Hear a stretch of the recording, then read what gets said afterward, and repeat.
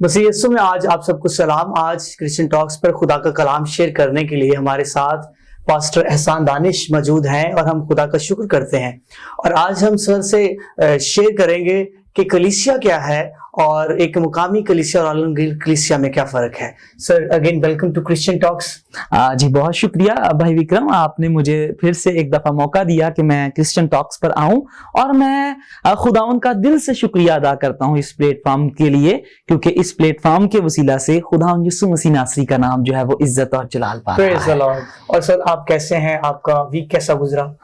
جی خداوند کا شکر ہے، میں بالکل ٹھیک ہوں مسیح خداوند یسوع مسیح ناصری کے فضل سے، اور ویک بھی جو ہے وہ بہت اچھا گزرا ہے۔ پریز دی لارڈ، ہیلیلویا۔ تو سر آج ہمیں بتائیں کہ سب سے پہلے کہ کلیسیا کیا ہے اور بائبل مقدس کے مطابق کلیسیا کی کیا ڈیفینیشن ہے؟ جی یہ بہت اچھا سوال ہے، اور انگریزی میں ہم کلیسیا کے لیے ورڈ چرچ بھی استعمال کرتے ہیں۔ تو پہلی بات، جب ہم ورڈ چرچ استعمال کرتے ہیں تو اس کا مطلب جو ہے وہ چرچ بلڈنگ نہیں ہے۔ تو دیکھنے والوں کو بھی میں بتانا چاہتا ہوں کہ چرچ کا مطلب چرچ بلڈنگ نہیں ہوتا۔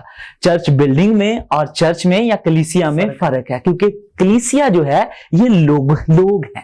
تو اس لیے اگر ہم دیکھیں کہ کلیسیا کی ڈیفینیشن بھی کیا ہے بائبل مقدس کے مطابق، تو بھائی وکرم کلیسیا کی ڈیفینیشن بھی یہی ہے کہ ایسے لوگوں کا گروپ جن کا یہ ایمان ہے کہ خداوند یسوع مسیح ناصری ہی مسیح ہے، پریز دی لارڈ، انوائنٹڈ ون ہے۔ اور دوسری بات، جن کا یہ ایمان ہے کہ خداوند یسوع مسیح ناصری زندہ خدا کا بیٹا ہے۔ تو یہ کلیسیا کی ڈیفینیشن ہے، اور اس کے لیے ریفرنس ایک میں دینا چاہتا ہوں، اور وہ ریفرنس ہے متی کی انجیل، اس کا 16واں باب، اس کی 16ویں آیت میں۔ اور یہاں پہ ہمیں خداوند یسوع مسیح ناصری کا ایک پسندیدہ سوال جو ہے ہمیں یہاں پہ ملتا ہے۔ اور پسندیدہ سوال یسوع مسیح ناصری کا کیا تھا؟ اس نے یہی کہا کہ لوگ میرے بارے میں کیا کہتے ہیں کہ میں کون ہوں؟ تو پطرس نے کیا جواب دیا کہ تو زندہ خدا کا بیٹا مسیح ہے۔ تو پھر خداوند یسوع مسیح ناصری نے پطرس کو اپریشیٹ کیا اور پطرس کو کہا کہ پطرس، یہ بات خون اور گوشت کے وسیلہ سے نہیں، میرے باپ کی طرف سے تجھ پر ظاہر ہوئی ہے۔ اور پھر یسوع مسیح ناصری نے کہا کہ میں اس پتھر پر جو ہے کلیسیا قائم کروں گا۔ تو کچھ لوگ یہاں پہ، میں ایک بات کلیئر کرتا جاؤں وکرم بھائی، کیونکہ اس ریفرنس کو لے کر ایک کنٹروورسی ہے ہمارے کیتھولک بھائیوں میں، اور ہم جو پینتیکوسٹل ہیں یا پروٹیسٹنٹس کلیسیا سے تعلق رکھتے ہیں ان میں۔ اور یہ کنٹروورسی کیا ہے؟ کیونکہ ہمارے کیتھولک بھائی کہتے ہیں کہ یہاں پہ جو بات ہو رہی ہے وہ بات ہو رہی ہے پطرس کی، کہ میں پطرس پر جو ہے وہ کلیسیا قائم کروں گا۔ تو وہ somehow if I'm not mistaken، تو وہ کہتے ہیں کہ آج جو پوپ صاحب ہے، میں ان کی بہت عزت کرتا ہوں، وہ اس کی گدی نشین ہے۔ تو یہ ایک ہمارے کیتھولک بھائیوں میں تو اس کو مت ہی کہوں گا۔ تو ایک بات ہے، لیکن it doesn't mean کہ میں اپنے کیتھولک بھائیوں سے نفرت کرتا ہوں یا ہم نفرت کرتے ہیں، نہیں، ہمارا ایمان ہے کہ وہ کوئی بدعت نہیں ہے کیتھولکزم، وہ بھی خداوند یسوع مسیح ناصری پر ایمان رکھتے۔ لیکن میں واپس آتا ہوں اپنے ٹاپک پر، تو بات یہ ہے کہ وہ پطرس کو لیتے ہیں، لیکن میں اگر یہاں پہ غلط نہیں تو بہت سے اسکالرز کہتے ہیں کہ نہیں، دراصل جو یسوع مسیح ناصری نے بات کی کہ میں کس پر جو ہے کلیسیا قائم کروں گا، وہ سٹیٹمنٹ ہے پطرس کی۔ اور سٹیٹمنٹ کیا ہے کہ تو زندہ خدا کا بیٹا مسیح ہے۔ اس لیے جتنے لوگوں کا یہ ایمان ہے وہ چرچ کا حصہ ہے۔ اور دوسری بات اس کے ساتھ میں بھائی اور جو ہے وہ شامل کرتا جاؤں، اور اس کے لیے ایک بڑا خوبصورت حوالہ ہے، افسیوں کے خط میں ہمیں ملتا ہے۔ میں دیکھنے والوں کو بھی بتانا چاہتا ہوں کہ اگر ہم افسیوں کا خط 2 باب اور اس کی 10ویں آیت پڑھیں تو یہاں پہ کیا لکھا ہے؟ پالوس رسول کہہ رہا ہے، کیونکہ ہم اس کی کاریگری ہیں اور مسیح یسوع میں ان نیک اعمال کے واسطے مخلوق ہوئے ہیں جن کو خدا نے پہلے سے ہمارے کرنے کے لیے کیا کیا ہے؟ تیار کیا ہے۔ تو somehow پھر ایک اس میں اور ہم بات کیا کر سکتے ہیں کہ کلیسیا وہ ہے جو خداوند کی جو ہے وہ کاریگری ہے۔ اور پھر کیسی کاریگری؟ نیک اعمال کے واسطے جن کو مخلوق کیا گیا ہے۔ تو لفظ کاریگری کے لیے پتہ ہے یونانی زبان میں کیا لفظ ہے جس کے لیے ہم لفظ استعمال کرتے ہیں؟ پوئم، نظم۔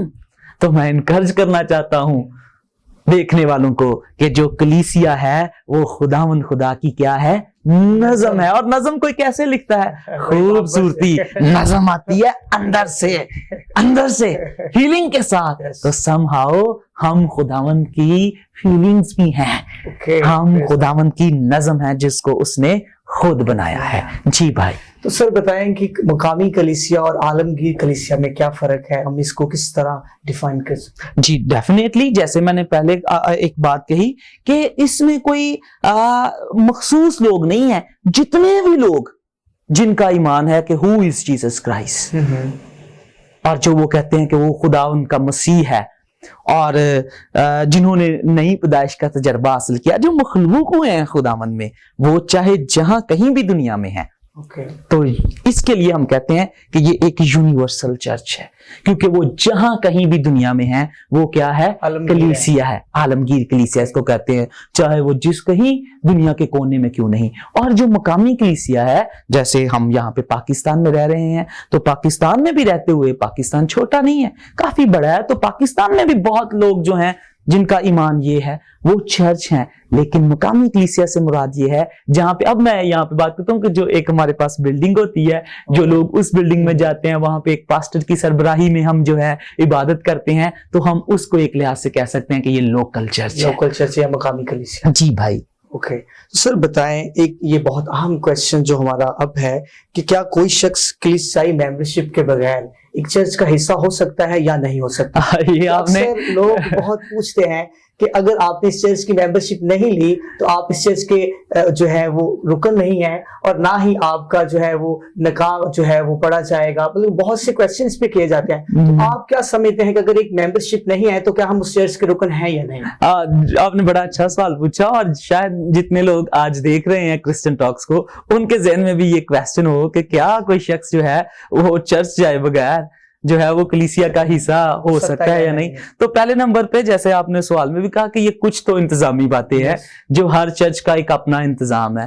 اب دیکھیے کہ میں تو جس چرچ سے تعلق رکھتا ہوں تو میں تو اسی کے انتظام سے واقف ہوں. جیسے آپ ایک مختلف ڈینومینیشن سے تعلق رکھتے ہیں تو آپ کے چرچ کا انتظام ڈفرینٹ ہے, ہمارے چرچ کا نظام جو ہے وہ ڈفرینٹ ہے. اور اب اس جگہ پہ جو میں چرچ استعمال کر رہا ہوں, یہ میں مقامی کلیسیا کی بات کر رہا ہوں. تو بھائی اس میں سمجھنے والی بات ہے, ہم آئیں گے جو ہم نے یہاں پہ کلام مقدس کے مطابق چرچ کی ڈیفینیشن کو جو ہے وہ دیکھا, تو اس کے مطابق تو ایسا کوئی اصول نہیں ہے. کوئی بھی شخص دیکھیں, اب بھائی میں جانتا ہوں کئی ایسے ملک ہے, ہمارے پاکستان میں ہی بہنوں بھائیوں کئی ایسی جگہ ہے جہاں پہ لوگ جو ہیں وہ ایسے کلیسیا کی صورت میں جمع نہیں ہو سکتے, وہ چرچ بلڈنگ نہیں بنا سکتے. پاکستان ہی کی میں بات کر رہا ہوں. تو اگر وہ اس طرح سے چرچ بلڈنگ نہیں بنا سکتے تو اس کا مطلب ہے وہ تو پھر چرچ ہوئے ہی نا, تو وہ تو کلیسیا کا حصہ ہی نہ ہوئے. تو ایسی بات نہیں ہے. ہاں جی جی, بلڈنگ میں ہمیں خود کو محدود نہیں کرنا چاہیے, بلکہ جیسا آپ کہہ رہے ہیں کہ اگر جن کے پاس بلڈنگ نہیں ہے تو وہ بھی خدا کا, ہم انہیں چرچ نہیں کہہ سکتے, وہ خدا کا چرچ ہیں. جی بھائی, میں یہاں پہ آپ دراصل بات کو سمجھے, خدا کا کلام کیا کہہ رہا ہے. کلام کہہ رہا ہے کہ جن لوگوں کا ایمان ہے, جو مخلوق ہوئے ہیں, وہ چرچ ہے. اس کے بعد ایک اور میں یہاں پہ چلے ایک ریفرنس دے دوں کہ اس کا پھر ہرگز مطلب یہ نہیں ہے, چونکہ ہمارا تو اب کئی لوگ شاید کہیں اس پروگرام کو دیکھنے کے بعد کہ اب ہمیں چرچ جانے کی کیا ضرورت ہے, میرا تو ایمان ہے کہ یسوع مسیح ناصری جو ہے اس نے مجھے پیدا مخلوق کیا ہے, یعنی کہ کہہ لیں کہ نئے طور پر نئی پیدائش کا تجربہ دیا ہے, اور میرا یہ بھی ایمان ہے کہ وہ خدا کا بیٹا ہے, وہ مسیح ہے, تو میں تو پھر چرچ ہوں, میں خداوند کی کلیسیا ہوں, اور اسی کلیسیا کو وہ لینے آ رہا ہے, انہی لوگوں کو لینے آ رہا ہے کہ چرچ بلڈنگ کو وہ لینے نہیں آ رہا, یا چرچ بلڈنگ جو ہے اس کے پاس نہیں رہے گی. تو پھر یہ ایک غلط تعصب جائے گا. اس لیے میں یہاں پہ کہنا چاہتا ہوں کہ ہاں یہ اچھی بات ہے کہ ہماری جو ہے سوچ اس قدر وسیع ہو, لیکن ساتھ ساتھ ہمیں یہ بھی یاد رکھنا چاہیے کہ کلام میں لکھا ہوا ہے عبرانیوں کے خط میں, پس جمع ہونے سے باز نہ آؤ.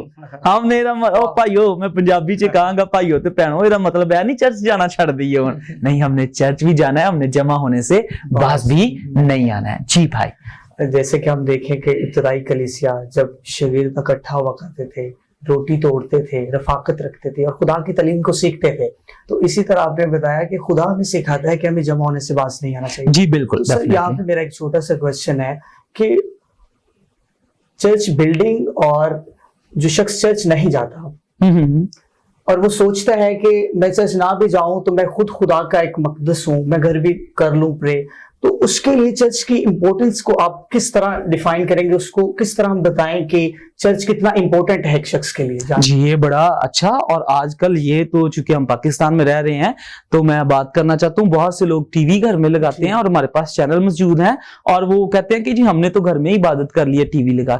پہلے نمبر پہ تو میں ان لوگوں کو اپریشیٹ کرنا چاہتا ہوں، ان کو کہنا چاہتا ہوں یہ آپ اچھا کام کرتے ہیں ٹی وی لگا کے اگر عبادت کرتے ہیں، لیکن بھائی میں پھر اسی آیت پہ واپس آنا چاہتا ہوں۔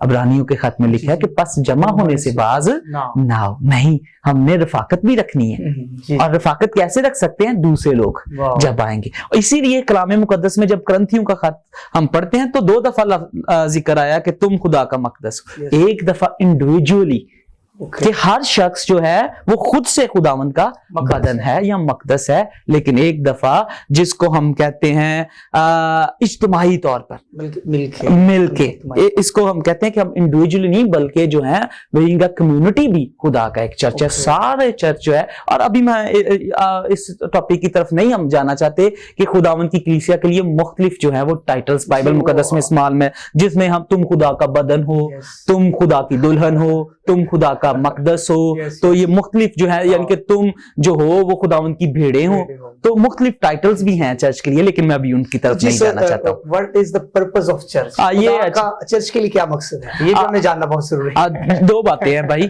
خدا کا پرپس کیا ہے اور ایک ہے کہ کلیسیا کا مقصد کیا ہے زمین پر، یہ 2 ڈیفرنٹ باتیں ہیں۔ جب ہم بات کرتے ہیں نا کہ خدا کا مقصد کیا ہے کلیسیا کے لیے، تو وہ ہے کہ ان لوگوں کے لیے تو کلام مقدس بھرا پڑا ہے خداوند کے وعدوں کے لیے، وعدوں کے ساتھ جس میں خدا کہہ رہا ہے کہ میں نے تمہیں اس لیے چنا، میں نے تمہیں اس لیے بلایا، میں نے تجھے اس لیے بلایا، تم یہ کرو، تم یہ کرو، میرے منصوبے جو ہیں تمہارے لیے بھلائی کے منصوبے ہیں اور خداوند کے وعدے ہیں۔ لیکن ساتھ یاد رکھنے والی بات ہے، میں کہنا چاہتا ہوں کہ ہمیں یہ جاننا چاہیے کہ بینگ اے چرچ ہم کس طرح سے خدا کے منصوبے کو پورا کر رہے ہیں۔ اور دوسری بات، پرانے عہد نامہ میں بھی خدا کے لوگ تھے جن کو چرچ ہم کہہ سکتے ہیں، خدا کے لوگوں کا۔ نیو ٹیسٹمنٹ میں بھی تو اس کی یہی ڈیفینیشن ہے، خدا کے لوگوں کا گروپ جن کا ایمان ہے۔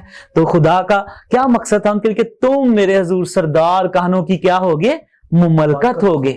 اولڈ ٹیسٹمنٹ میں جب خدا نے اسرائیل کو، تو سردار کہن کا ایک مطلب کیا ہوتا ہے؟ ملانا، درمیانی ہے۔ چرچ جو ہے اس کا سب سے بڑا مقصد جو ہے اس دنیا میں وہ یہ ہے کہ وہ درمیانی ہوں۔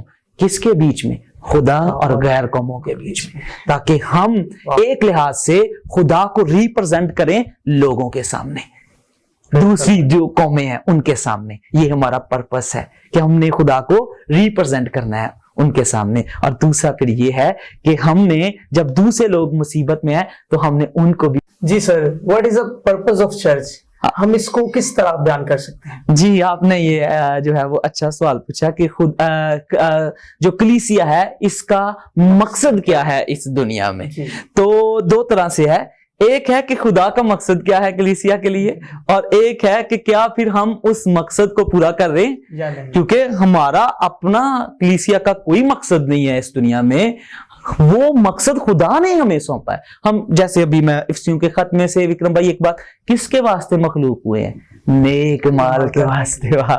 ہمیں مخلوق کیا گیا ہے نیک مال کے واسطے، ہمارا کریکٹر جو ہے اس دنیا میں اچھا ہو، تاکہ ہمارا چال چلن دیکھ کے، پطرس اپنے خط میں کیا کہتا ہے کہ تمہارے چال چلن کی وجہ سے زندہ خدا کے نام کی تحقیر ہو رہی ہے۔ آج بھی سمہاؤ ایسا ہو رہا ہے، کیونکہ کلیسیا جو ہے وہ اس طرح سے خدا کو ریپرزینٹ نہیں کر رہی جس طرح سے کرنا چاہیے۔ تو کلیسیا کا اس دنیا میں سب سے بڑا مقصد ہی یہ ہے کہ ہم اس دنیا میں خدا کو ریپرزینٹ کریں۔ ہم خدا کی شبیہ ہیں دنیا، ہم خدا کی صورت ہے بہنوں بھائیوں اس دنیا میں رہتے ہوئے، اور ہم نے خدا کو دکھانا ہے لوگوں کو، غیر قوموں کو، تاکہ لوگ جانیں کہ who is God۔ تو یہی سب سے بڑا مقصد ہے۔ اور پرانے عہد نامہ میں بھی ہم دیکھتے ہیں کہ جب خدا نے اپنے لوگوں کو چنا تو کیا مقصد تھا؟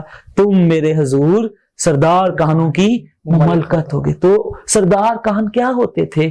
وہ ہوتے تھے درمیانی۔ کس کے درمیان؟ خدا اور غیر قوموں کے درمیان، تاکہ وہ غیر قوموں کو بھی خدا کے پاس لائیں، یعنی کہ ان تک بھی خدا کو پہنچائے۔ اور ہم نیو ٹیسٹمنٹ میں پطرس کے خط میں کیا لکھا ہے؟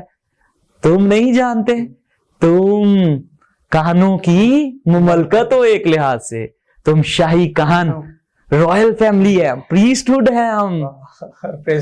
تو وہی وعدہ ہمارے لیے ہے، تو وہی پھر جو ہے مقصد خدا کا وہ کلیسیا کے لیے بھی ہے کہ ہم آج بطور کلیسیا خداوند کو دوسروں کے سامنے ریپرزینٹ کریں۔ جی بھائی، پریز دی لارڈ، تھینک یو سو مچ سر۔ میں بھی شیئر کرنا چاہتا ہوں کہ دیکھیں جس طرح ہم اپنے آج روزمرہ زندگی میں اپنے فیوچر کو لے کر، اپنے خاندان کو لے کر، یہاں تک کہ اپنی ایجوکیشن کو لے کر بہت کانشیس ہوتے ہیں، اس طرح بطور مسیحی بدن ہوتے ہوئے ہمیں اپنے چال چلن کو درست رکھنا ہے اور جمع ہونے سے باز نہیں آنا، تاکہ ہم خدا میں بڑھ سکیں۔ آپ کی باتوں سے آج میں نے بہت کچھ سیکھا، اور یہ میری زندگی کے لیے بہت اہم باتیں ہیں، کیونکہ یہ باتوں کو ہمیں جاننا بہت ضروری ہے کہ کلیسیا ہماری زندگی میں کیا اہمیت رکھتی ہے۔ اور تھینک یو سو مچ سر، اور یہی ایمان اور اسی امید سے میں دعا کرتا ہوں کہ آج ہمارے سننے والے جو ویورز ہیں وہ بھی آج کی کلام سے برکت پائیں اور جان سکیں کہ کلیسیا ہماری زندگی میں کیا پرپس رکھتی ہے اور خدا ہمارے لیے کیا مقصد رکھتا ہے۔ Thank you so much sir, God bless you. Thank you.